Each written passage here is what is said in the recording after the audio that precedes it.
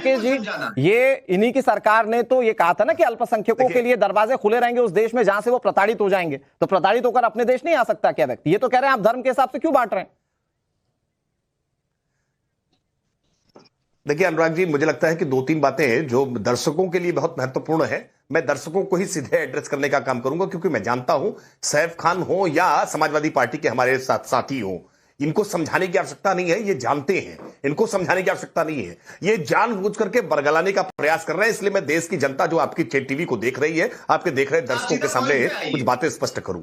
अभी एक सवाल उठाया मोहम्मद सैफ ने और ये भ्रम फैलाने का प्रयास किया कि भारत का संविधान अनुच्छेद 14 ये इस बात के लिए प्रतिषेध करता है, निषेध करता है, रोकता है कि धर्म के आधार पर कोई विभेद नहीं किया जाना चाहिए। बिल्कुल ठीक बात है। अनुच्छेद 14 भारत का संविधान भारत के नागरिकों पर लागू होता है, लेकिन पाकिस्तान के नागरिकों पर लागू नहीं होता है, बांग्लादेश के नागरिकों पर लागू नहीं होता है। ये नागरिकता उन लोगों को दी जा रही है जो पाकिस्तान और बांग्लादेश से भारत आना चाहते हैं या भारत आ गए हैं और मजहबी प्रताड़ना के आधार पर आ गए। ये ऐतिहासिक तथ्य है, ये सत्य है कि इस देश से मजहब के आधार पर देश का विभाजन हुआ है। पाकिस्तान और बांग्लादेश मजहब के आधार पर बने और पाकिस्तान, बांग्लादेश, अफगानिस्तान में मजहब के आधार पर जो भारतीय मूल के लोग रहे हैं, भारतीय मूल से उपजे हुए धर्मों के लोग रहे हैं, चाहे वो सिख हो, चाहे वो जैन हो, चाहे वो बौद्ध हो, चाहे वो हिंदू हो, वो फारस ईसाई हो, अगर किसी भी प्रकार से उन पर मजहबी प्रताड़ना हो रही है तो उनको आज शरण देना ये भारत का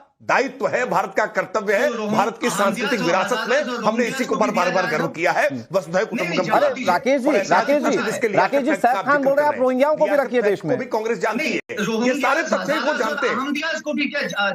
वो कह रहे रोहिंग्याओं को भी रखिए। मैं तो सुनकर के बहुत आश्चर्य में हूं कि रोहिंग्याओं को भारत में लाने की वकालत कर रही है कांग्रेस पार्टी। आज बांग्लादेशियों को भारत में बसाने की बात कर रही है। अरे इनका बस चलेगा तो ये पाकिस्तानियों को भी भारत में बसा देंगे। अरे भाई स्वीकार करिए ना, अखंड भारत की कल्पना पर ले आइए।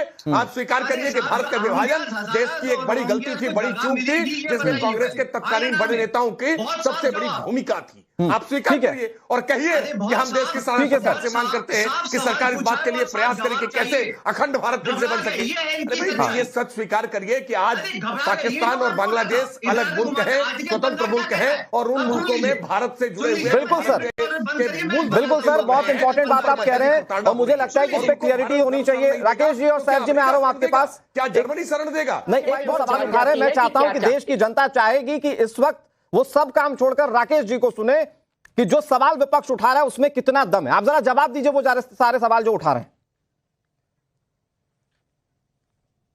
देखिए एक एक करके मैं जवाब दे देता हूं। उन्होंने कहा कि भारत केवल 3 देश से ही क्यों? इन 3 देशों से इसलिए क्योंकि ये 3 देश एक समय में भारत का हिस्सा रहे हैं।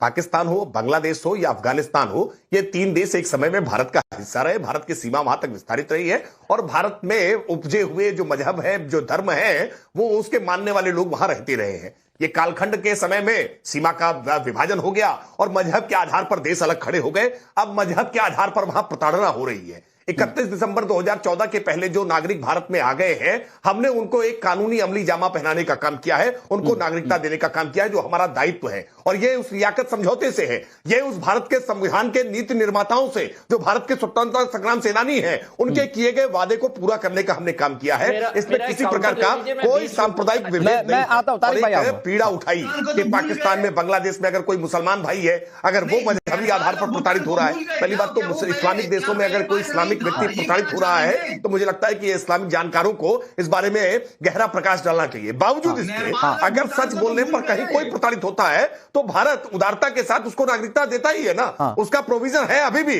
वो प्रोविजन समाप्त नहीं हुआ है। जिस प्रोविजन के तहत तस्लीमा नसरीन को भारत ने नागरिकता दी है, जिस प्रोविजन के तहत अदनान सामी को भारत ने नागरिकता दी है, वो प्रोविजन समाप्त नहीं हुआ है।